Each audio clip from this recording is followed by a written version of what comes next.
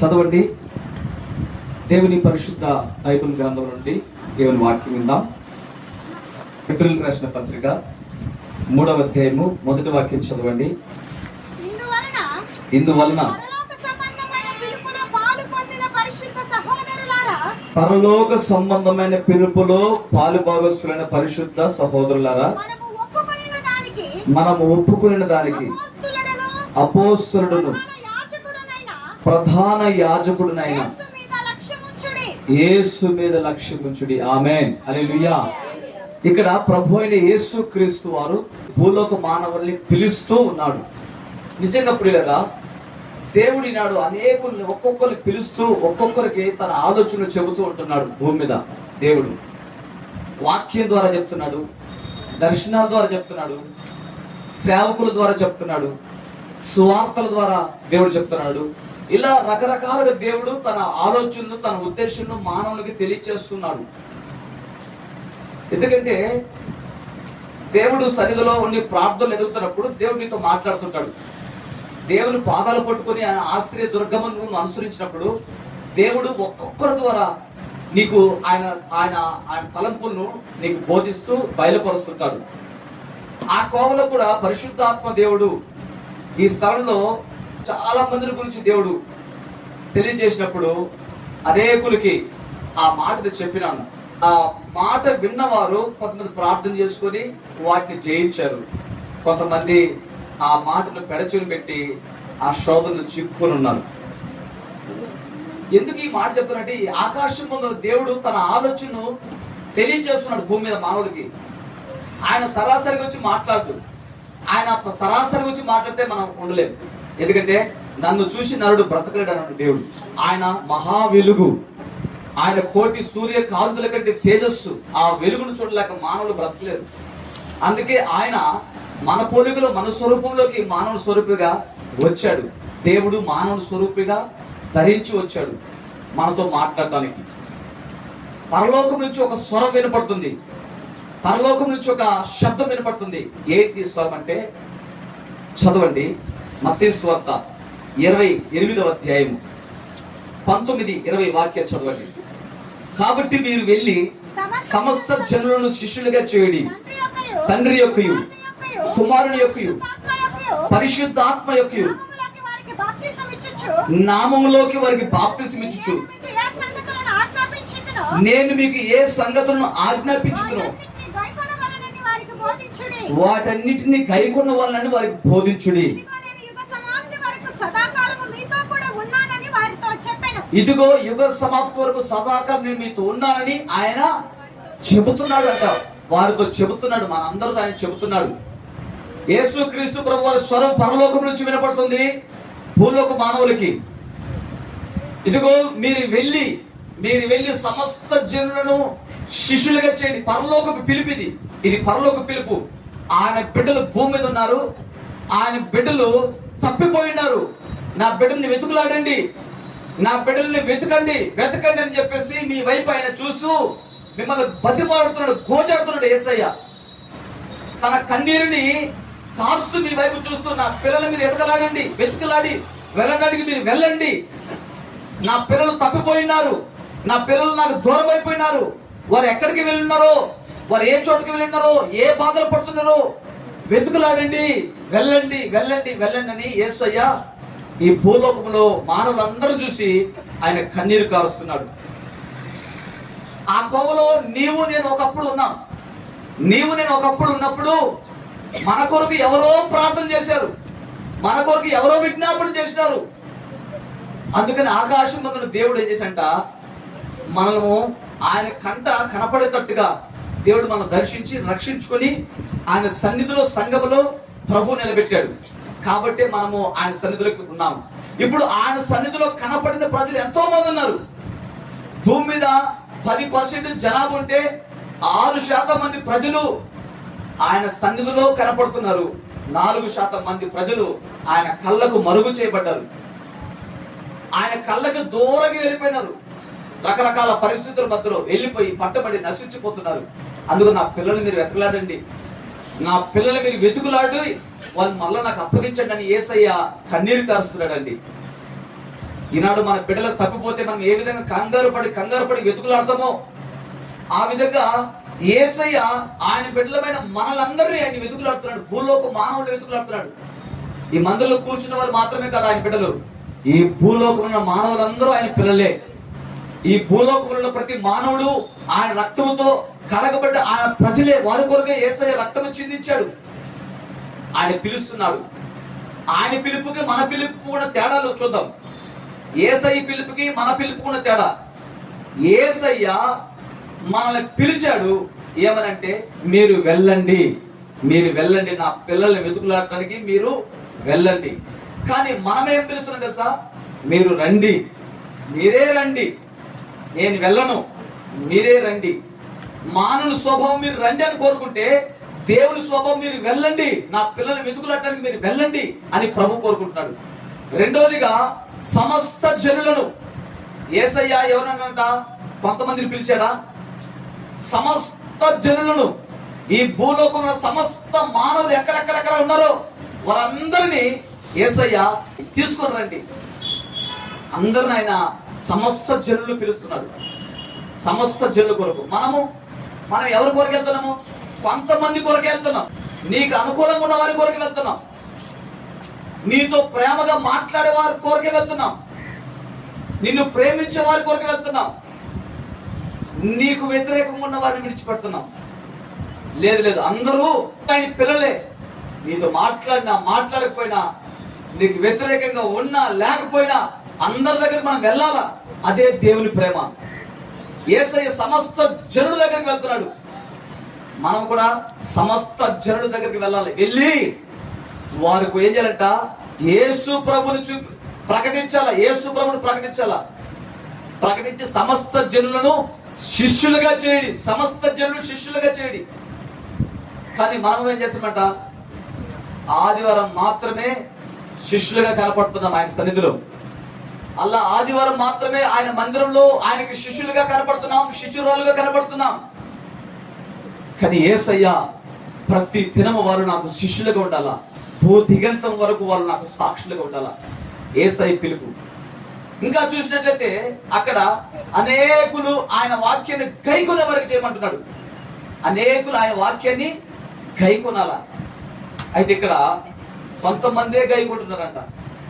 యేసయ్య అనేకులు గైకొమ్మంటే ఇక్కడ కొంతమందే గైకొంటున్నారు. ఆ తర్వాత యేసయ్య ఆ వచనకు వచ్చేసరికి అనేకులు తప్పకుండా ఈ ఆజ్ఞను పాటించండి, ఇది తప్పకుండా చేయాల్సిన పని. దేవుడు పిలిచినప్పుడు ఆ పిలుపును తప్పకుండా ప్రతి ఒక్కరు తప్పకుండా పాటించాలా. మానవులు మనం ఏం చేస్తాం తెలుసా?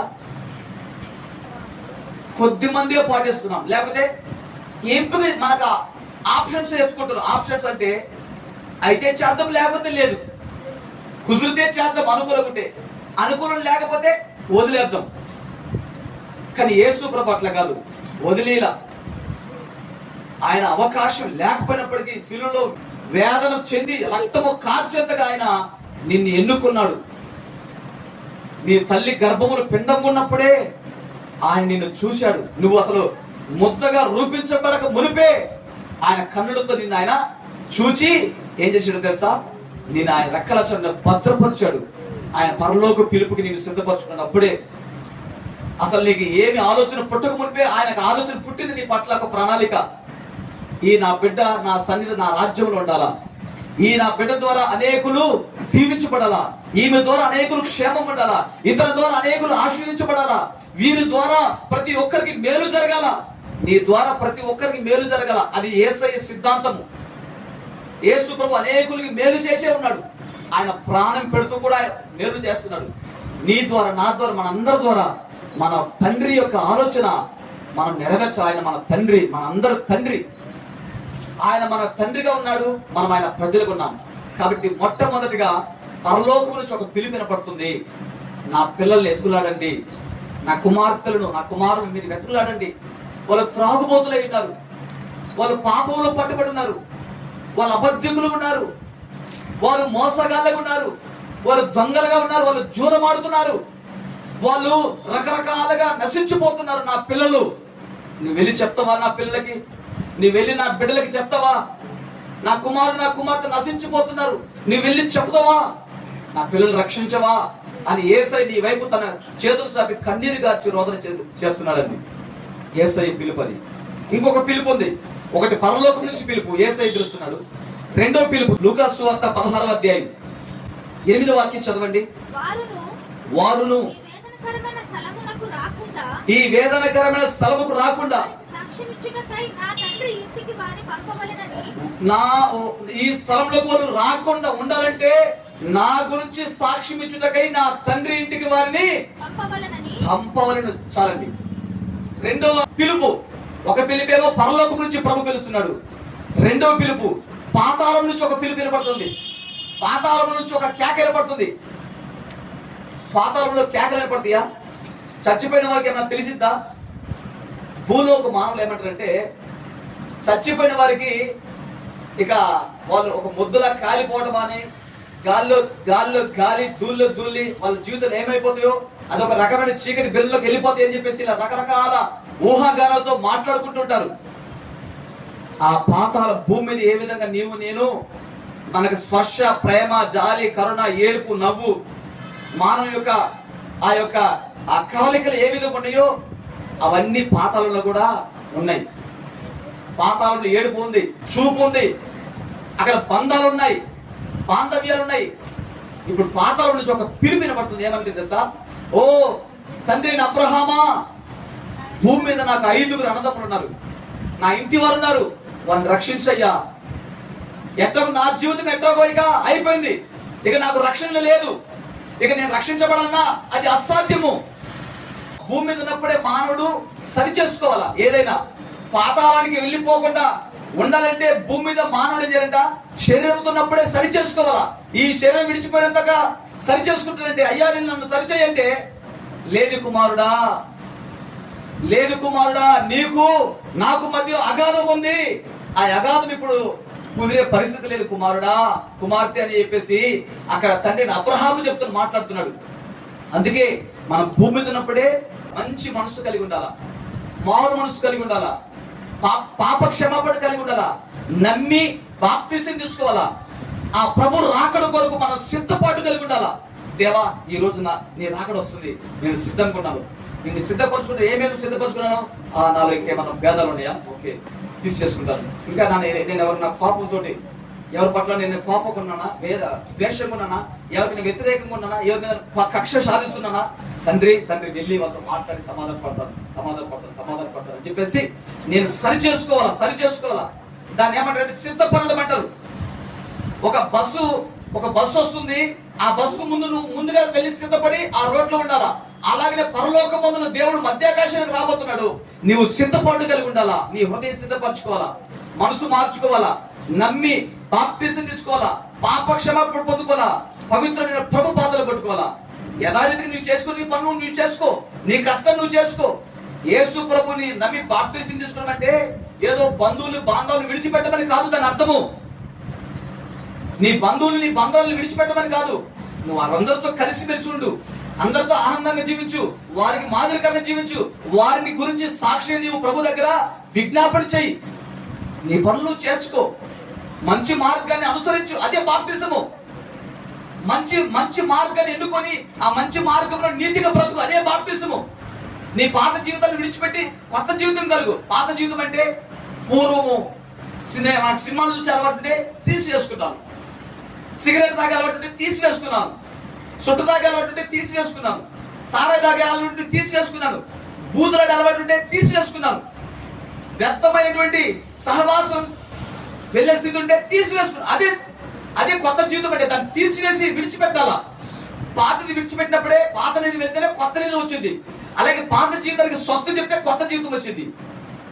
ఇప్పుడు ఉదాహరణకి నాకు ఒక వ్యక్తి ఉన్నాడు అనుకో, సినిమాలు బాగా ఇష్టం, అతను సినిమాలో కొత్త సినిమా రిలీజ్ అయితే చూడకుండా ఉండలేడు.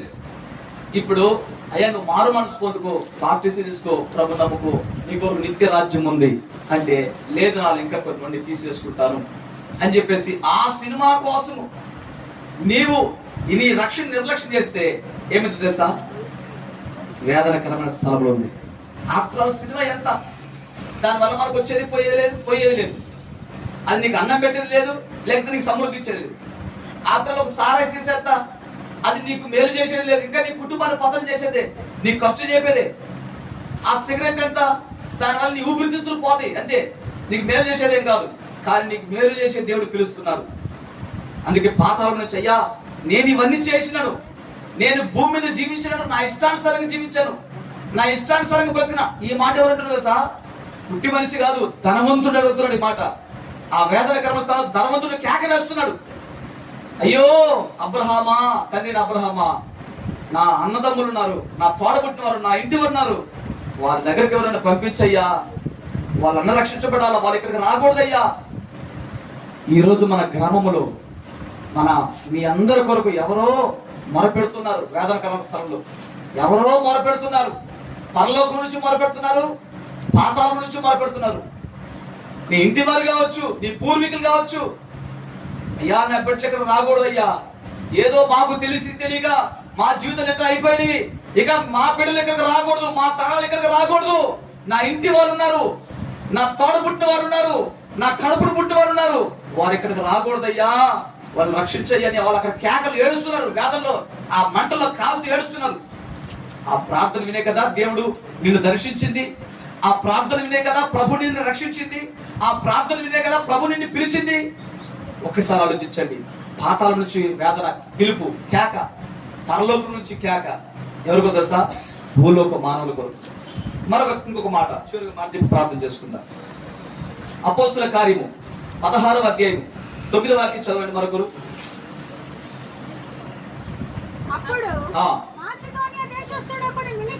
అప్పుడు మాసిదోనియా దేశస్థుడు ఒకడు నిలిచి,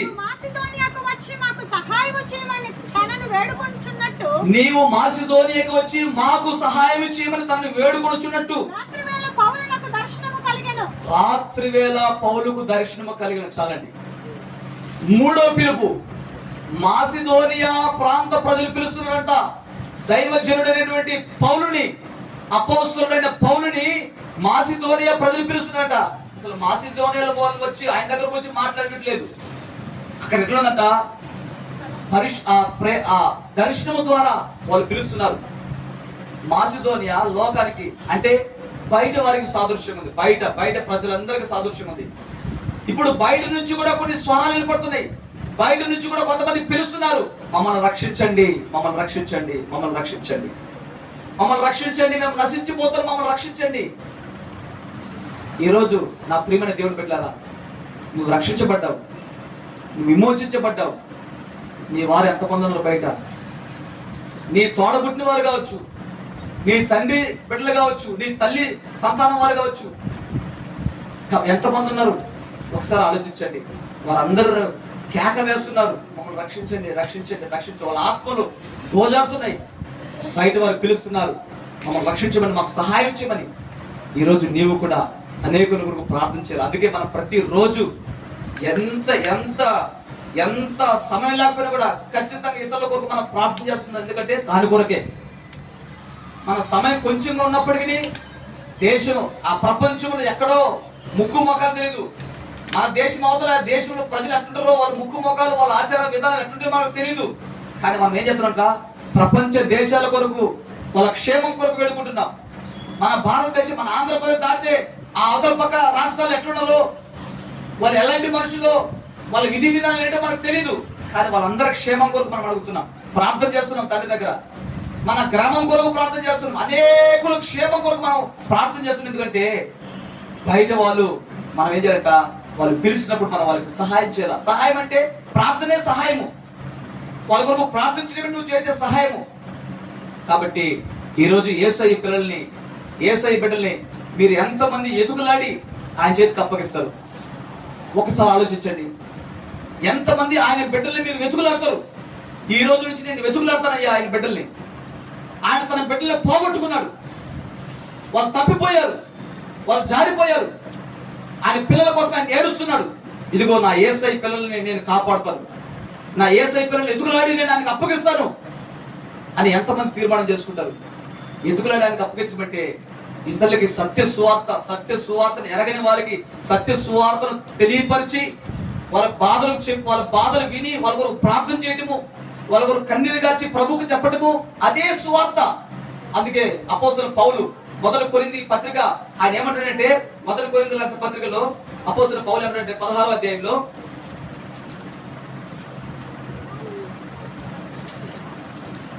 28వ వాక్యం చదవండి. 9వ అధ్యాయం 16వ వచనం చదవండి. మొదటి కొరింథీ.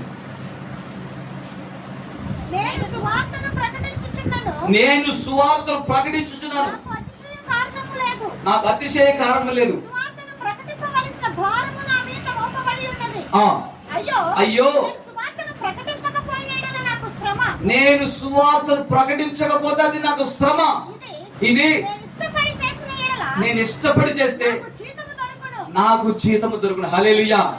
ఇప్పుడు ఆయన పిల్లల్ని ఎదుగులాడే పనిలో నువ్వు ఉంటే ఆ పని నువ్వు పెట్టుకొని పూనుకొని, ఇదిగో ఈ నశించిపోతున్న ఈ కుటుంబం కొరకు నేను ప్రార్థన చేస్తానని చెప్పేసి సత్య వాక్యం చెప్పి ప్రార్థన చేసి నువ్వు ప్రభుకు అప్పగించినట్టే వాళ్ళ గురించి నీకు జీతం ఉంది, నీకు ప్రతిఫలం ఉంది. అట్లా కాదు, నేను స్వార్థ ప్రకటించాలంటే అయ్యో నేను స్వార్థ ప్రకటించకపోతే నాకు శ్రమ. మనం సువార్తను ప్రకటించే వారు ఉండాలి. దేవుని తెలియని గురించి వ్యక్తులకి దేవుడు చెప్పి ప్రార్థించాలా, సత్యవాక్యాన్ని బోధించాలా. అప్పుడు పరలోకం ముందు నీకు జీతం ఉంది, నీకు ప్రతిఫలం ఉంది. ఈ భూమి మీద ఉంది, పరలోకం ఉంది. కాబట్టి ఈ 3 రకాల పిలుపులు మనము జాగ్రత్తగా విందాం. మొదటగా యేసయ్య పిలుస్తున్నాడు తన బిడ్డల కొరకు. పాతాళంలో ఉన్నటువంటి ఆ వ్యక్తులు పిలుస్తున్నారు తన రక్త సంబంధులు ఇంటి వారి కొరకు. బయట వారు పిలుస్తున్నారు నశించిపోతున్న ఆత్మలో. కాబట్టి నువ్వు ఆ పిలుపులో నువ్వు ఏ విధంగా వాళ్ళ రక్షణ కొరకు నువ్వు సిద్ధపరచుకుంటావు. ఈ 3 రకాల పిలుపుని నువ్వు చెవియొగ్గి ఆలకించి విశ్వసించి, దేవా ఈ రోజు నుంచి ఈ పిలుపు నేను లోపడతానయ్యా తండ్రి, నీ పిల్లల్ని నేను వెతుకులాడి రక్షిస్తానయ్యా అది ఒక మంచి తీర్మానం చేసుకోండి. ప్రభు మిమ్మల్ని ఆయన కృపలో ఫలింప చేయను గాక. ఈ భూమి మీద మీ సంతానం ప్రభు ఆశీర్వదించి వర్ధలు చేయను గాక. మీరందరూ పరలోక పట్టణంలో సింహాసనం మీద నిత్యము ఆయన స్తుతించుదురు గాక. అట్టి కృప మనందరికీ కలుగు చేయను గాక. ప్రార్థన చేసుకుందాం.